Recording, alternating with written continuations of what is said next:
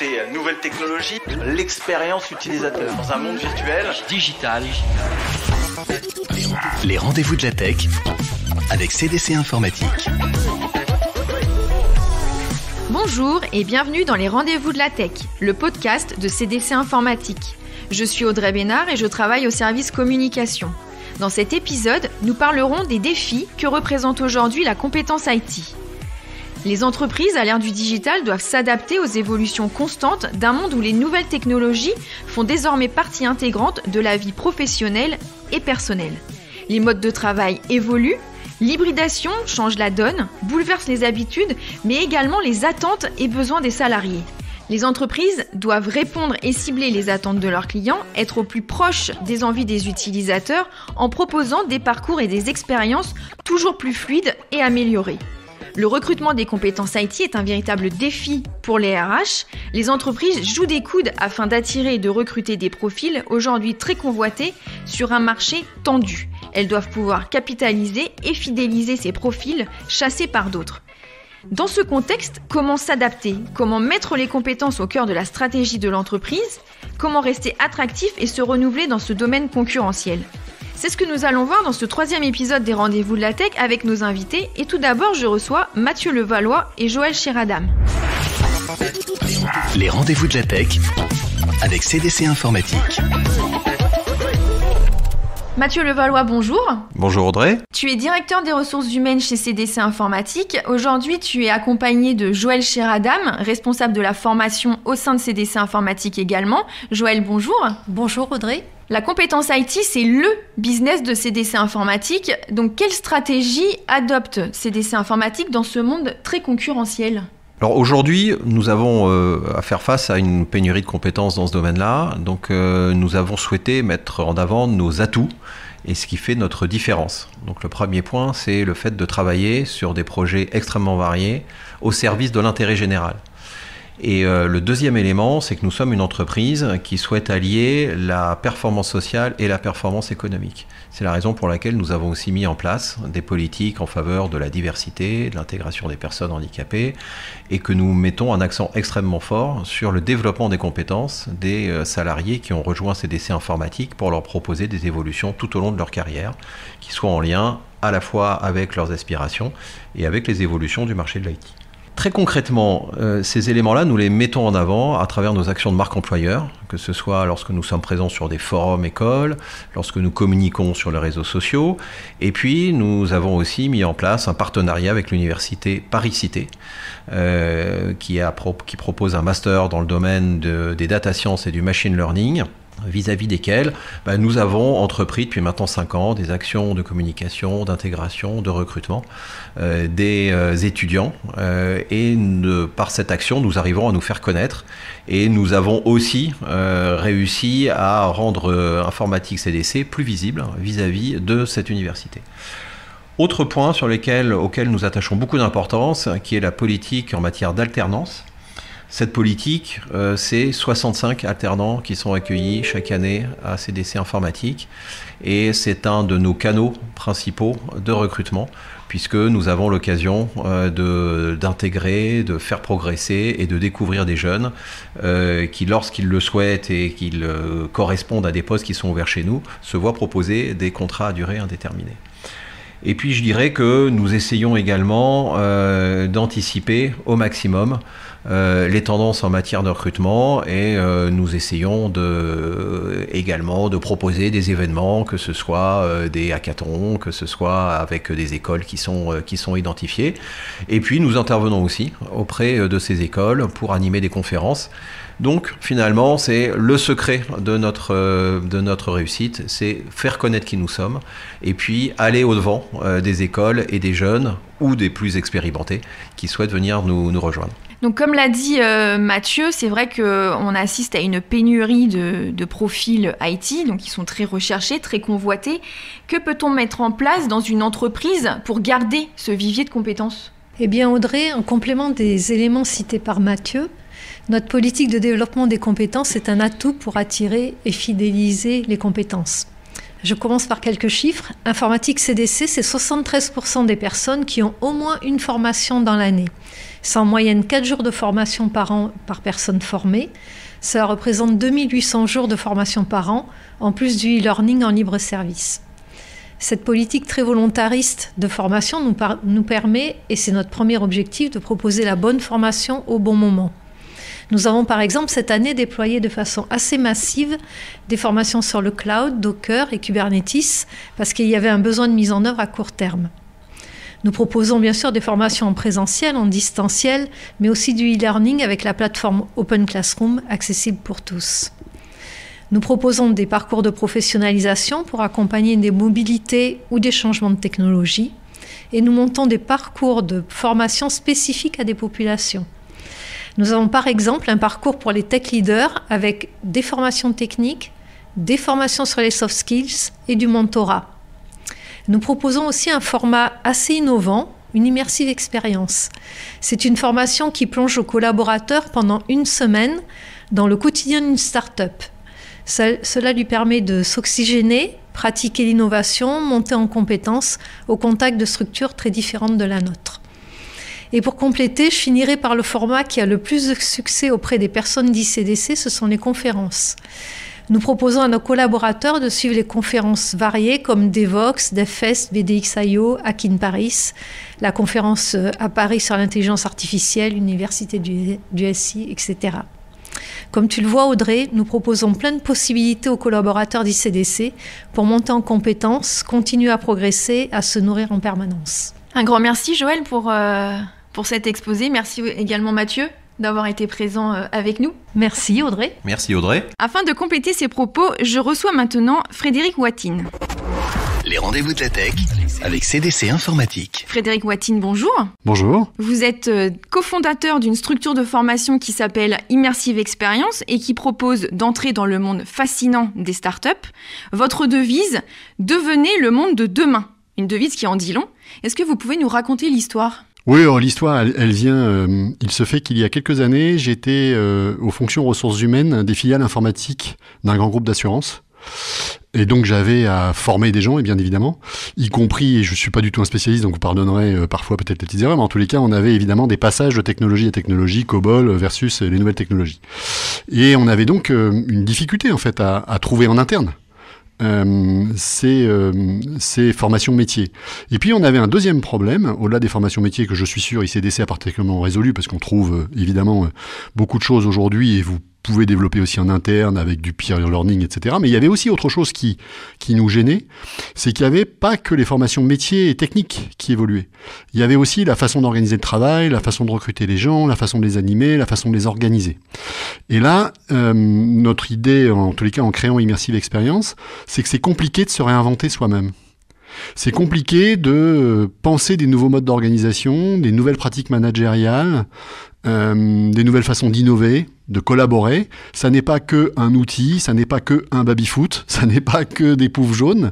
Voilà. Et on s'est dit, dans le fond, peut-être que la bonne façon de le faire, c'est d'emmener les gens voir en fait ces nouvelles pratiques, ces nouvelles postures, non pas parce qu'elles sont mieux, non pas parce qu'elles sont bien, mais juste parce qu'elles sont différentes et que donc ça va créer l'obligation de se challenger et de se dire qu'est-ce qu'on fait bien chez nous, qu'est-ce qu'on a vu à l'extérieur qui pourrait nous inspirer pour faire différemment et j'espère mieux. Dit autrement, notre vocation en devenant le monde de demain, je reprends parfois cette image, mais j'espère que tout le monde va la comprendre, c'est qu'on emmène voir les lions chasser. Les startups sont, entre guillemets, parfois, voilà, ils chassent un peu différemment. Et on essaye d'immerger vraiment les gens au plus proche de la communauté des lions et de faire une chasse avec eux pour identifier, encore une fois, qu'est-ce qui est intéressant. Est-ce que c'est leur méthodo ?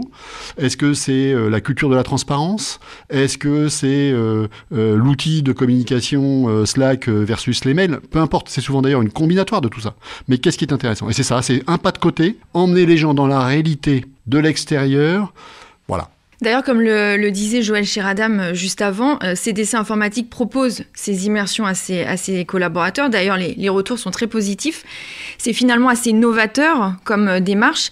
Quels peuvent être les bénéfices pour les entreprises qui proposent cette immersion en start-up ? Alors, On peut prendre le cas de ICDC, à la limite, comme vous le dites, des gens en ont profité l'année dernière et en profitent même actuellement au moment pile où on enregistre cette émission. En fait, quand on j'allais dire notre promesse de valeur d'une certaine manière vis-à-vis d'un groupe comme ICDC, c'est deux choses. C'est de travailler chaque individu qui va venir avec nous en immersion, mais c'est aussi de travailler le collectif. À chaque individu, je vais reprendre mon image de tout à l'heure, c'est je le plonge dans la troupe de lion, là. Il est lui-même lion. On essaye de le mettre dans un environnement qui lui ressemble. Donc je vais prendre un exemple très simple, Vincent Josse à Bordeaux, voilà, qui s'occupe, si j'ai bien compris, de toute la logique de la qualité du service client pour les gens d'ICDC à Bordeaux, est allé dans une jeune start-up qui s'appelle Everping, qui a en fait développé une offre de support client à destination des TPE et PME 100% virtuel. Donc on est évidemment dans des logiques en matière d'outils, en matière de business model, en matière d'organisation du travail, en matière d'équipe, totalement à l'envers. Il n'est pas allé voir pour que ça soit applicable chez ICDC, il n'y a aucune chance. D'ailleurs, le modèle, il n'est applicable que dans les petites structures. Donc il n'y a pas de proximité au sens métier du terme. ICDC ne va pas travailler avec Everping. Mais j'ose espérer, exactement dans mon image de tout à l'heure, que Vincent, en apportant son expérience d'ailleurs d'un modèle industriel, à Everping, a beaucoup apporté à cette jeune société mais si demain on voulait attaquer des entreprises plus grosses, ou si demain on voulait attaquer toute la France, plutôt que simplement peut-être 2-3 régions, comment faudrait-il faire? Et Vincent a sûrement apporté toute son expérience autour de ça. Et j'espère aussi que Vincent a vu que voilà, même si ça n'est pas applicable à ICDC, des jeunes sont en train de penser une expérience client et un service client 100% virtuel, 100% supporté par de l'outil, 100%, etc., etc., etc. Voilà. Donc ça, c'est la première chose. Chaque individu, on essaye de lui trouver une start-up qui va en tous les cas, j'espère, le challenger pour conforter ce qu'il fait bien et trouver des idées novatrices pour tester, expérimenter à son niveau chez ICDC. Et puis, il part pas seul, Vincent. Vincent, ils sont partis en petit groupe de 4. Et là, l'idée, c'est qu'il faut aussi revenir, j'allais dire presque au COMEX de ICDC, avec une idée collective de c'est quoi nos irritants chez ICDC, qu'est-ce qu'on a vu, non pas encore une fois comme solution dans les 4 startups dans lesquelles on a été plongé, mais qu'est-ce qu'on a vu chez Everping, chez Wintix, chez Sicara qui fait de l'intelligence artificielle, chez Kamae qui fait de la formation sur les risques de sécurité et de sûreté. Voilà, qu'est-ce qu'on a vu dans ces 4 entreprises d'un peu commun qui, semble-t-il, pourrait être intéressant à tester pour encore une fois s'attaquer à un des irritants de ICDC. L'image qu'on reprend parfois, c'est on va pas changer les grands groupes en emmenant 4 ou même 20 personnes dans les startups. L'idée, c'est, on sait qu'on a des lignes jaunes chez nous, on a une réglementation plus forte, on a une organisation voilà, qui par l'histoire, par la culture, par le poids, etc., est plus complexe. Donc on va pas tout simplifier, on va pas tout agiliser. Mais encore une fois, il y a peut-être quand même des sujets sur lesquels on peut se rapprocher de la ligne jaune sans la franchir, mais se rapprocher de la ligne jaune pour apporter la vitesse qu'on a vue dans les startups, pour apporter l'agilité qu'on a vue dans les startups, pour apporter l'engagement des salariés qu'on a vu dans la startup, pour apporter, voilà. Un modèle gagnant-gagnant. Oui, un modèle gagnant-gagnant, parce que, comme vous l'avez vu, pour ces startups, voilà, qui veulent croître, qui veulent se développer, voilà, ils sont souvent 20, 30, enfin, c'est souvent des startups de cette taille-là dans lesquelles on va. C'est pas pareil que d'être 200, 300, 3000. Donc, il faut imaginer c'est quoi l'industrialisation du modèle de la startup. Et là, les gens qu'on accueille, comme les profils de ICDC, sont très bien accueillis. On a des très bonnes notes des startups qui sont ravis, évidemment, d'accueillir une telle expérience, même pendant 8 jours. C'est pour eux hyper profitable. Et ben voilà. Et de l'autre côté, pour ICDC, encore une fois, on espère, et comme pour tous nos autres clients, on espère provoquer par le pas de côté cette prise de conscience que on fait des choses vachement bien et on oublie de se le dire, mais il y a aussi des zones d'irritants qu'on pourrait peut-être traiter et on s'est inspiré d'idées pour aller attaquer ces irritants. Merci beaucoup Frédéric pour cette intervention. Mais non, je vous en prie, avec plaisir. À bientôt. À bientôt. Les rendez-vous de la tech avec CDC Informatique. Afin de poursuivre, je me tourne maintenant vers le groupe BNP Paribas et plus précisément vers BNP Paribas Cardiff, expert en assurance qui accompagne particuliers et entreprises dans la réalisation de leurs projets en assurance de prêt, épargne et prévoyance.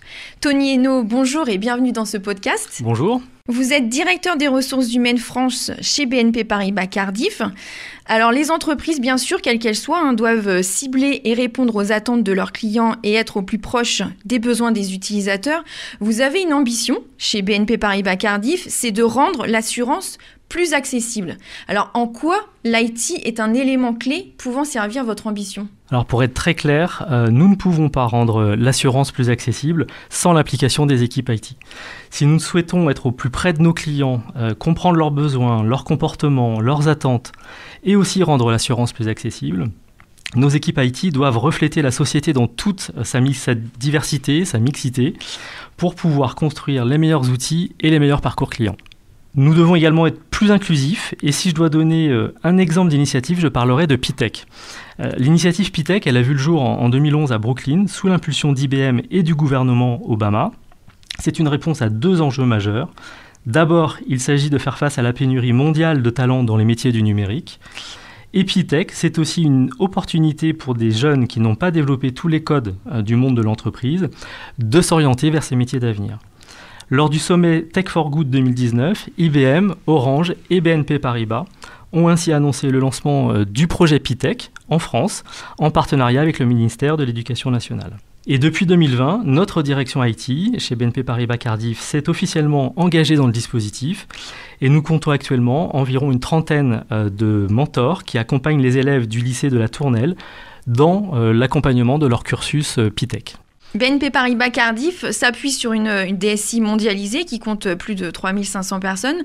Dans ces métiers, la mixité est une véritable force au sein des équipes et dans la conduite des projets. Mais on le voit, la tech est encore énormément boudée par les femmes. Qu'en est-il au sein de vos équipes ? Peut-être avez-vous une recette imparable, miracle, pour féminiser ces métiers ? Alors non, je n'ai pas de recette magique sur le sujet. En revanche, on est vraiment fermement convaincu que la mixité, c'est une source de performance dans l'entreprise et on mène beaucoup d'actions en ce sens. Tout d'abord, nous devons rendre plus facile l'accès au métier de la tech. Et donc chez BNP Paribas Cardiff, nous avons une politique très forte en termes de formation pour accompagner nos collaborateurs et nos collaboratrices dans l'évolution de notre environnement.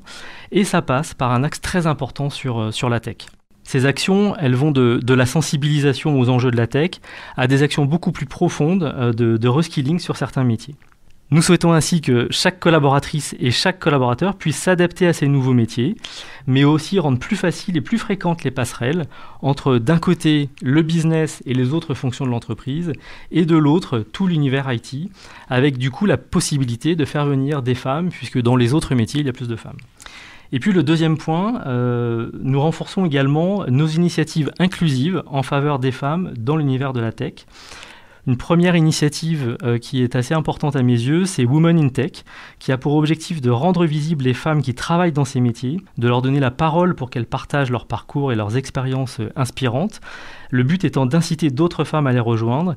Et notre objectif, en faisant cela, c'est de faire tomber les barrières à l'entrée dans l'univers IT. D'ailleurs, j'en profite pour dire que chez BNP Paribas Cardiff, notre responsable de l'IT est une femme. Et donc, c'est aussi un engagement fort de l'entreprise au travers de cette responsabilité qui est donnée à une femme. La deuxième initiative, c'est le programme SysTech. En fait, nous accompagnons des femmes qui sont réfugiées et qui ont une appétence pour la tech. Et l'objectif, c'est de les accompagner en termes de retour à l'emploi à travers des actions de coaching, des actions d'accompagnement un peu générales et des formations linguistiques, notamment pour les aider dans leur insertion. Comme vous pouvez le voir, nous sommes très impliqués et très engagés pour aller plus loin en termes de diversité, de mixité et d'inclusion dans l'univers de la tech. Merci d'être intervenu, merci de votre présence. Merci beaucoup. Pour conclure ce podcast, je reçois Caroline Krikvinski. Les rendez-vous de la tech avec CDC Informatique. Caroline Krikvinski, bonjour et merci d'être à mes côtés. Bonjour Audrey. Vous êtes directrice adjointe des ressources humaines du groupe Caisse des Dépôts. Alors malgré ces 206 bougies soufflées cette année, la Caisse des Dépôts reste à l'écoute du marché et de son évolution et ne cesse de se réinventer. Avec un slogan tel que « Ensemble, faisons grandir la France », on peut dire, je pense, que les compétences sont au cœur de la stratégie de la Caisse des Dépôts. Absolument. Nous avons la chance aujourd'hui d'avoir une diversité de talents et de compétences au service de notre groupe Caisse des Dépôts. Et c'est vraiment un atout pour devenir le leader de la transformation écologique et énergétique et en même temps continuer à réduire les inégalités territoriales et sociales dans notre pays. Donc développer ce capital de compétences, favoriser sa mobilité au sein des différentes entités du groupe Caisse des dépôts, c'est notre enjeu au quotidien à la DRH. Au niveau de l'EP, pour vous donner un ordre de grandeur, nous avons aujourd'hui un fort renouvellement démographique avec 800 départs à la retraite qui sont programmés sur les 3 prochaines années. C'est vraiment une opportunité pour nos collaborateurs en termes de mobilité et d'évolution professionnelle. Notre enjeu, c'est donc de les accompagner dans le cadre de ce contexte. Nous avons à cet effet déployé plusieurs écoles métiers, par exemple l'école de la finance, l'école du digital, l'école des politiques sociales, pour développer leurs compétences et les accompagner dans leur parcours professionnel. Ces écoles forment en moyenne 1000 à 1500 collaborateurs chaque année. L'année prochaine, nous allons également proposer à nos collaborateurs un entretien spécifique en lien avec leur manager pour évaluer leurs compétences et être en capacité de mieux identifier avec eux leurs aires de mobilité et leur trajectoire d'évolution. C'est une demande qu'ils nous formulent au quotidien de pouvoir se projeter d'ici 3 à 5 ans. Donc nous allons effectivement travailler avec eux en ce sens. Nous recrutons également beaucoup à l'extérieur de l'établissement public et du groupe Caisse des dépôts. Depuis le début de l'année, pour vous donner là aussi quelques chiffres, nous avons recruté plus de 700 collaborateurs et près de 200 apprentis nous ont également rejoints. C'est important pour nous de nous entourer des meilleures compétences. Alors certes, le contexte actuel sur le marché du travail n'est pas facilitant. Mais là aussi, nous avons la chance de pouvoir attirer des profils issus tant de la sphère publique que privée et c'est une force pour nous. Nous misons également sur le sens de nos missions, au service d'intérêt général et notre ancrage territorial pour pouvoir attirer ces nouveaux profils. Le fait de pouvoir également proposer des parcours de carrière diversifiés au sein soit de l'établissement public, soit du groupe Caisse des dépôts, est aussi un gage d'attractivité et de fidélisation de ces nouveaux talents. C'est la promesse que l'on fait à ses collaborateurs lorsqu'ils nous rejoignent aujourd'hui. Et donc aujourd'hui, on voit évidemment que la Caisse des dépôts poursuit sa transformation digitale. Comment s'est-elle adaptée aux nouvelles façons de travailler et notamment au recours toujours plus important des outils collaboratifs ? Alors la crise sanitaire nous a permis de faire un pas de géant en la matière. Du jour au lendemain, clairement, l'ensemble de nos collaborateurs ont été contraints de travailler à distance et donc d'expérimenter de nouvelles façons de s'informer, de partager et de travailler ensemble. Je dois dire que je suis vraiment admirative de la capacité avec laquelle chacun, quel que soit son métier ou son âge, s'est approprié les fonctionnalités d'outils comme Skype, puis Teams ou encore Bicast. Ces outils font désormais pleinement partie de notre quotidien et nous ne pourrions plus travailler sans. Alors il est vrai qu'avec le retour des collaborateurs sur site et la mise en place d'organisations de travail hybrides, nous avons ressenti le besoin de mieux les accompagner au niveau de proximité sur ces enjeux, avec un accompagnement plus physique, d'où la constitution, en lien avec la direction de la transformation numérique de la Caisse des dépôts, d'une sorte de réseau de coéquipiers pour justement être en proximité des collaborateurs et des managers et mieux répondre à leurs besoins en matière d'accompagnement à la transformation digitale. Ces femmes et ces hommes qui donc sont coéquipiers et qui assument cette responsabilité parallèlement à leur métier jouent aujourd'hui un rôle clé dans l'organisation. Ils assistent les collectifs de travail dans l'appropriation des nouveaux outils et la promotion de bonnes pratiques en matière de digital et de recours aux outils collaboratifs. En complément, nous avons déployé un espace de ressources en ligne qui s'appelle Tous Digital et qui permet à nos collaborateurs et à nos managers, là encore, d'accéder à une pluralité de ressources, d'articles, de témoignages, de données pour renforcer leur culture digitale. Donc l'important maintenant pour nous, c'est vraiment d'accompagner cette dynamique dans la durée et effectivement de veiller à ce que personne n'en soit exclu. C'est clairement un des objectifs poursuivis par l'école du digital, école que nous avons ouverte pendant la crise sanitaire en juin 2020 et qui propose aujourd'hui toute une gamme de parcours d'acculturation, de formation, mais aussi de certification sur ces enjeux de transformation digitale et qui sont adaptés clairement à tous les niveaux et les besoins métiers identifiés. Cette école, c'est vraiment un atout pour réussir cette transformation digitale au sein de la Caisse des dépôts. Un grand merci Caroline de votre présence dans cet épisode des Rendez-vous de la Tech. Grand merci à vous également Audrey. Ainsi s'achève le 3e épisode des Rendez-vous de la Tech. Le prochain sera consacré au cloud native. Un grand merci à l'ensemble de mes invités et quant à moi, je vous dis à la prochaine. Les Rendez-vous de la Tech avec CDC Informatique.